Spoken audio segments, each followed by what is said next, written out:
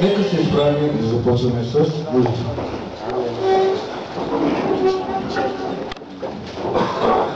Отче святи, ние ти благодарим за твоята милост и за твоята безкрайна любов към нас.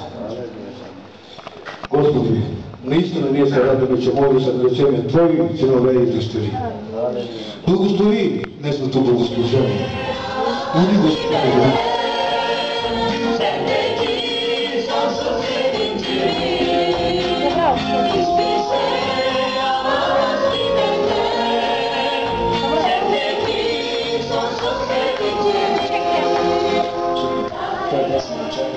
много отдавна. Но толкова благодарим на Бога, аз съм толкова радостен, пък вярвам, че брат Седател Ставеше са още по-радостни и всички ние, които сме тук, които сме на това място, Господ да ни благослови. Така че тази сграда е посветена на Господа. Тази сграда ще се молим да бъде осветена тази сграда и нека да ви споделя това.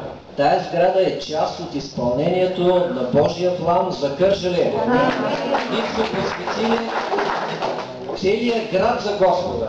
И Господ започна от централната част на пазара, тук на това място в квартала, в горната махала, и Господ си върши и продължава да си върши своите дела.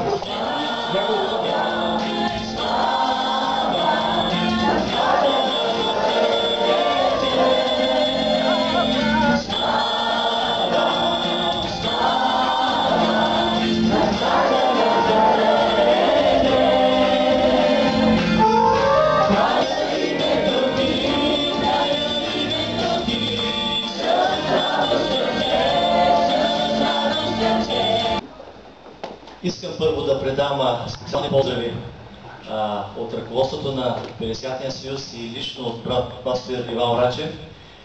Много се радваме, че в Кърджали ще има още един родилен дом, където ще се раждат души за Господа. И не само ще се раждат, ще израстват, ще се учат, ще помадряват. И много се радваме за това. Така че приемете специални поздрави от брат Иван Рачев и от целия Пелесиатен съюз от ръководството. Бих искал да прочета, искам да ви пожелая. Всички тези, които са се трудили, включая и брат Седат, брате му, те са били верни на това, което Бог, всемогъщия Творец, е дал. Това е да гледаме в три посоки. И вярвам, ще ги запомните.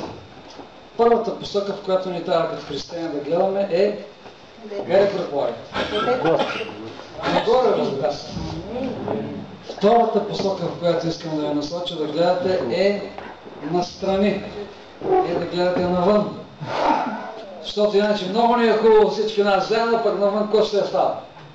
Обаче Бог не е призвал към това. Бог не е призвал да мислим и за хората, които не познават Бога. Те също са скъпо души. Те също се нуждаят. Колко угодно на Бога да живеят, братя, и единодушие. Убеден съм, брати и сестри, че когато всички обединим усилията си, резултатите неизбежно не следват. Този молитвен дом е резултат на обединени усилия на пълно единодушие и тогава Господ има благословение.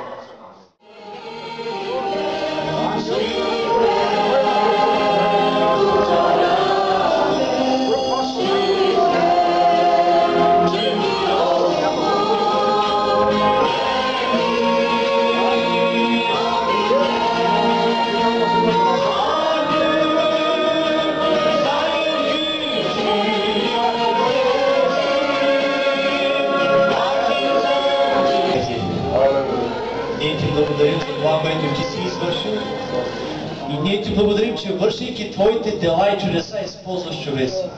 Затова ти благодарим и за това семейство, Господи.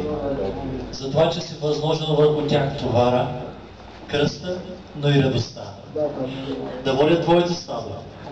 И сега, Господи, ние полагаме нашите човешки ръце, но по-важното е Ти да положиш Твоята велика свята ръка върху тях, Господи. И Твоето благословение, Твоята сила, Твоята благодат и помазание да е винаги върху тях и върху цялата църква. Когато пастири издига ръцете си към Теб, изпълвай ги с благословение, което да сваля върху цялото събрание, върху всички, които се събират тук на това място. И Боже, ето сега, Татко, ние се молим за тях, а Ти благослови. Ние викаме към Тебе.